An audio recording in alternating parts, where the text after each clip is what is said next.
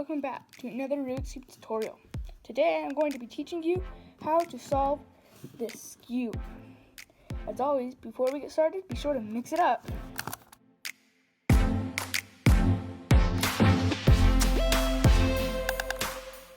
Hey guys, before we continue, I just want to say that the Skewb official website just came out.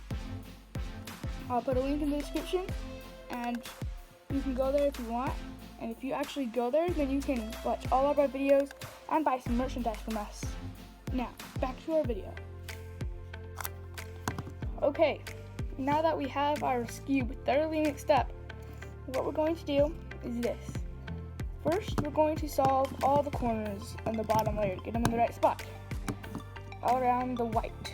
So I already have one. Don't worry about these, so it can be like that. So we have one. And then, okay, I just so happen to already have one. What we need to do though is right here, this just needs to be slanted down, like that. This part really, there's no algorithms.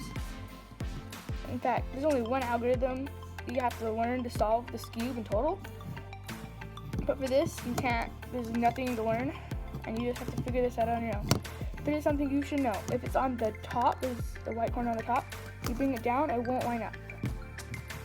So you can make it down so it's like that, and then bring it back up that way. This one, I don't know, you really just gotta mess with it, but that's kind of what you can do so it's not on top.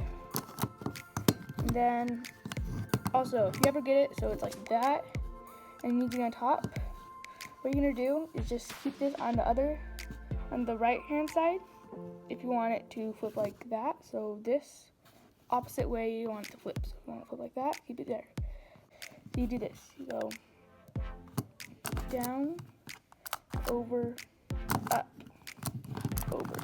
And it'll just flip that. I guess you kind of learn that algorithm, but you really don't learn the algorithm. You just remember how to do that.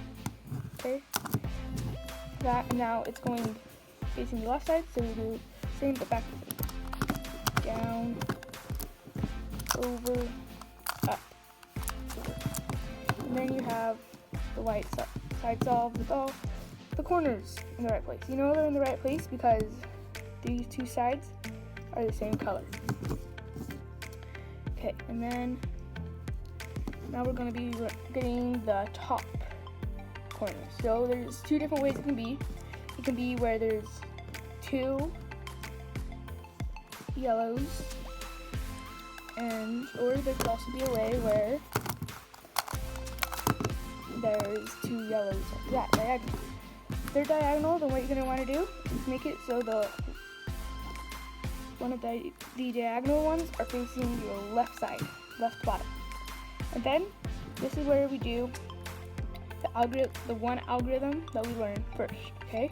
This is the algorithm. Down, down, up, up. You have to do it twice to get the corners oriented if the corners are diagonal like that. So you do it again, down, down, up, up. Okay? And now you should have it so we got the headlights, and now we're going to put it on our right side. And then we do it algorithm, down, down, up, up. Now we have all the yellow corners on top, and they're also kind of connected with the bottom ones. So now we're going to get the white one on top. So the white middle is right here for me. So you gotta find it and put it in the back. And then you do the algorithm, down, down, up, up, and then you turn the cube around 180 degrees and then do it again. Down, down, up, up.